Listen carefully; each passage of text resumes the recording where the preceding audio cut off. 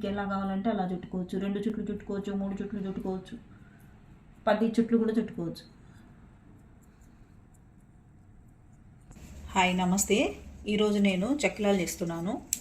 మామూలుగా అయితే మనం ముందు రోజు బియ్యం నానబెట్టి మనం వడగడతాం కదండి. వడగట్టి అప్పటికప్పుడు మిల్లుకు పంపించి తడిపిండితో చేస్తాము. అలా కాకుండా చక్కిలాల తడిపిండిని స్టాక్ పెట్టుకున్నాను.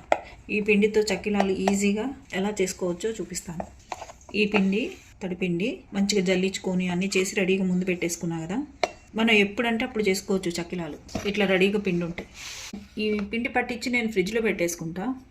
ఈ పిండి ఇలా స్టాక్ పెట్టుకొని నేను ఎప్పుడు కావాలంటే అప్పుడు చేసుకుంటా. నువ్వులేసాను, 1.5 గరిటేసాను. మీరు ఎంత తింటారో అంత ఉప్పు వేసుకోండి, టేస్ట్ తగ్గట్టు వేసుకోండి. వాము 1 గరిటెడు వాము వేస్తున్నాం. వాము ఎక్కువ వేసుకోండి, నువ్వులు వాము. వీటిని మనం మంచిగా కలుపుకుందాం వాటర్ పోసి.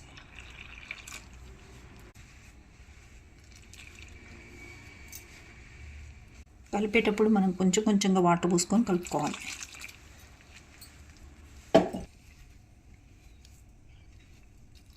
బాగా పడతాయి వాటర్.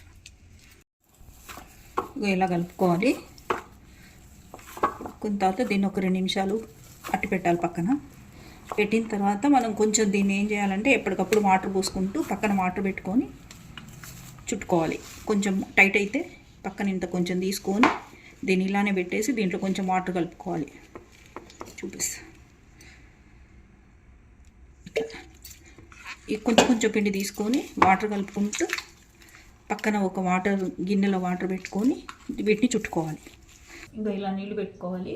ఇట్లా పిండి కలుపుకోవాలి. కలుపుకున్న గిన్నె పక్కన పెట్టేసుకోవాలి. ఇలా చుట్టుకోవాలండి.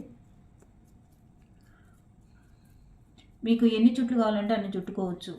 ప్రతిదీ ఇన్నే చుట్లు కావాలని లేదు. పిల్లలు ఉంటారు, పెద్దవాళ్ళు ఉంటారు. అందుకని మీకు ఎలా కావాలంటే అలా చుట్టుకోవచ్చు. 2 చుట్లు చుట్టుకోవచ్చు, 3 చుట్లు చుట్టుకోవచ్చు, 10 చుట్లు కూడా చుట్టుకోవచ్చు. ఇలా చుట్టుకోవాలి.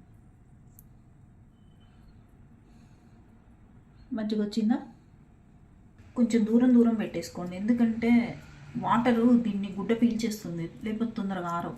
గుడ్డ పీల్స్తుంది.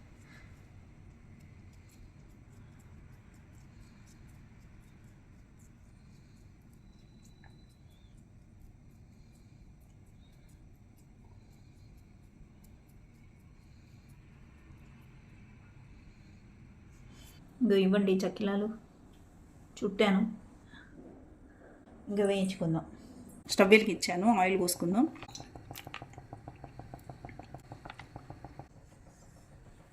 కొంచెం ఎండినవి ఫస్ట్ తీసుకోవాలి. చిన్న ముక్కేస్తున్నా అండి, కాయిందో లేదో చూద్దాం. కాగింది ఆయిల్. బాగా నూనె కాగాలి. వేస్తున్నా అండి, నూనె కాగింది.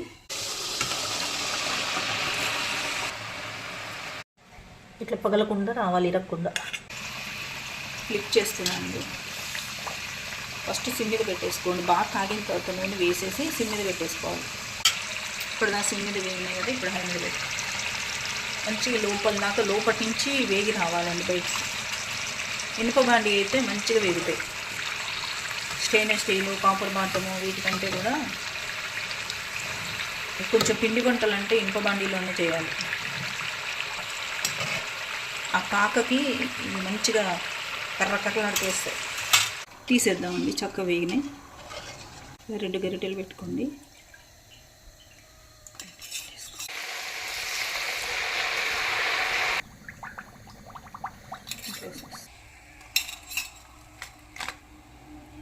చక్కగా వేగినాయి.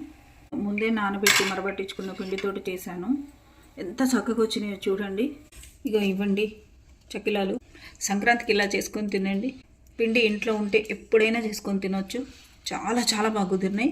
మీకు ఒకటి తిని టేస్ట్ చేసి చూపిస్తాను. చూడండి ఎంత చక్కగా వచ్చినాయో.